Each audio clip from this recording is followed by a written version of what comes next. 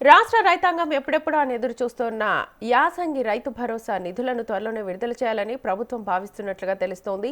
నిధుల సమీకరణ సాధ్యాలను పరిశీలించాలని ఆర్థిక శాఖ అధికారులను సీఎం రేవంత్ రెడ్డి ఆదేశించినట్లుగా తెలుస్తోంది. 2-3 రోజుల్లో యాసంగి రైతు భరోసాపై మంత్రులు అధికారులతో ఉన్నత స్థాయి సమావేశాన్ని నిర్వహించి నిర్ణయం తీసుకోనున్నట్లుగా సమాచారం. ప్రతి నెల 10వ తేదీ తర్వాత కాంట్రాక్టర్ల బిల్లులు చెల్లింపులు జరిగేవి. కానీ ప్రస్తుతం ఎలాంటి బిల్స్ రిలీజ్ చేయొద్దని ఆర్థిక శాఖను సీఎం ఆదేశించడం నిలిచిపోయాయి. దీంతో ఆ నిధులను రైతు భరోసాకు మళ్లించాలని ప్రభుత్వం భావిస్తున్నట్లుగా తెలుస్తోంది.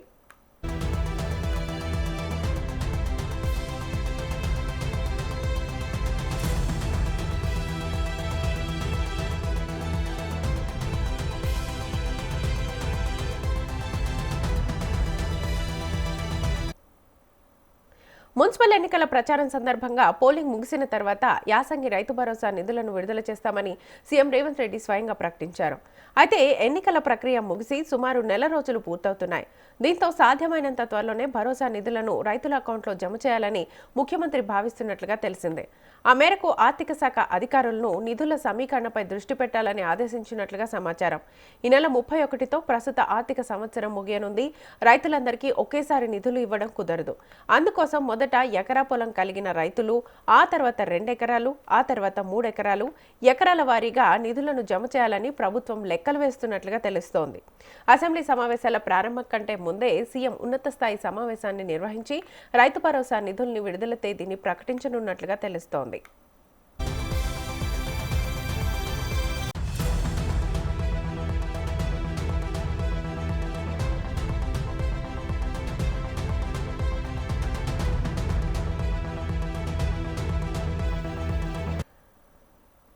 రకాల పంట రుణాల పరిమితిని పెంచుతూ రాష్ట్రంలోని బ్యాంకులకు ఉత్తర్వులు జారీ చేసింది. ప్రజాపాలన ప్రగతి ప్రణాళికలో దీనిపై విస్తృత ప్రచారం చేయాలని ప్రభుత్వం నిర్ణయించింది.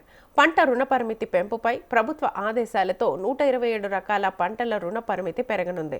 అందులో ప్రధానంగా వరి పంటకు ఎకరానికి రుణ పరిమితి 48,000గా నిర్ణయించారు.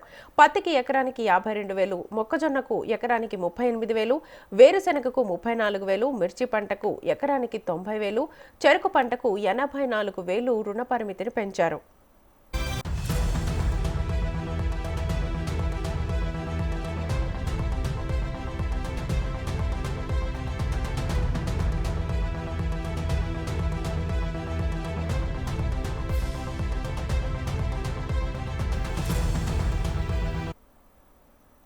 రాష్ట్ర సహకార కేంద్ర బ్యాంక్ ఆధ్వర్యంలో వ్యవసాయ, ఉద్యానవన, పశు వైద్య విద్యాలయాలు, నాబార్డ్ బ్యాంకుల అధికారంతో ఏర్పాటైన సాంకేతిక కమిటీ సమావేశంలో 127 రకాల పంటల వ్యయాలు, రైతుల ఆర్థిక స్థితిగతులను పరిశీలించారు. రుణ పరిమితి పెంపునకు సిఫారసులు చేయగా ప్రభుత్వం ఆమోదించింది.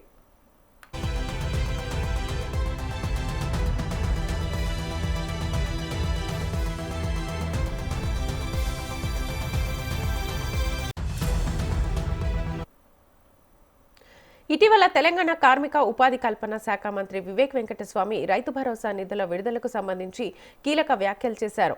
అన్నదాతల సంక్షేమం కోసం తమ ప్రభుత్వం కట్టుబడి ఉందని అన్నారు. మొత్తం 9,000 కోట్ల రైతు భరోసా నిధులను అర్హులైన రైతుల అకౌంట్లలో జమ చేయనున్నట్లుగా తెలిపారు. అయితే ఈ నిధులను 2 విడతల్లో పంపిణీ చేయనున్నట్లుగా వెల్లడించారు.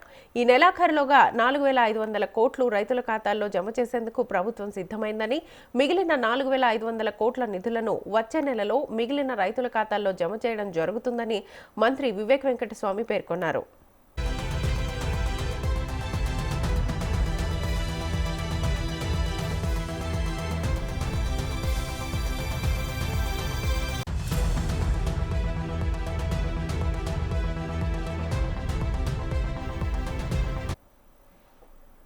ప్రతిసారి రైతు భరోసా పథకం కింద నిధులను రైతుల ఖాతాల్లో దశల వారీగా ప్రభుత్వం జమ చేస్తోంది.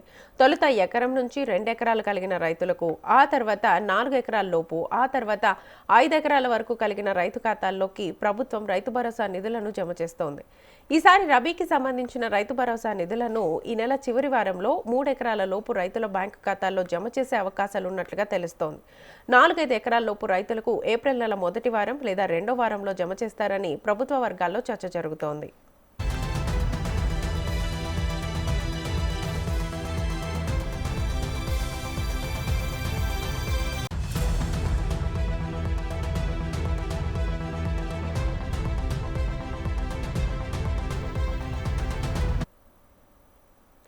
రైతు భరోసా పథకం కింద రైతుల ఖాతాల్లో డబ్బులు జమ చేయాలని ప్రతిపక్ష పార్టీలు డిమాండ్ చేస్తున్నాయి.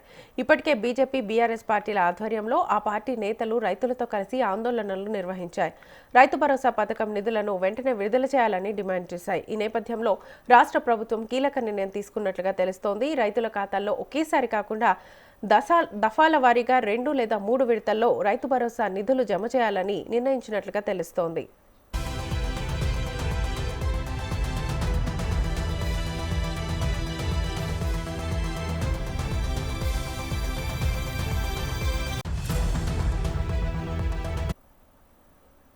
రైతులను మభ్యపెట్టేందుకే యాసంగి భరోసా నిధులిస్తామని సీఎం రేవంత్ రెడ్డి చెప్పారని, మున్సిపల్ ఎన్నికలు ముగిసినా మౌనంగా ఉన్నారని బీఆర్ఎస్, బీజేపీ నేతలు విమర్శలు చేస్తున్నారు. ఈ నెల 16 నుంచి జరిగే అసెంబ్లీ సమావేశాల్లో యాసంగి రైతు భరోసా స్కీంపై సర్కారుపై విమర్శల దాడి చేయాలని ప్లాన్ చేస్తున్నారు. అందులో భాగంగానే అసెంబ్లీలో గవర్నర్ ప్రసంగం సందర్భంగా ప్రభుత్వానికి వ్యతిరేకంగా నిరసనలు తెలియజేయాలని భావిస్తున్నారు. అంతకంటే ముందే యాసంగి రైతు భరోసా స్కీమ్ నిధులు విడుదల డేట్స్ ని ప్రకటిస్తే విపక్షాల విమర్శలకు చెక్ పెట్టే అవకాశం ఉంటుందని కాంగ్రెస్ నేతలు భావిస్తున్నారు.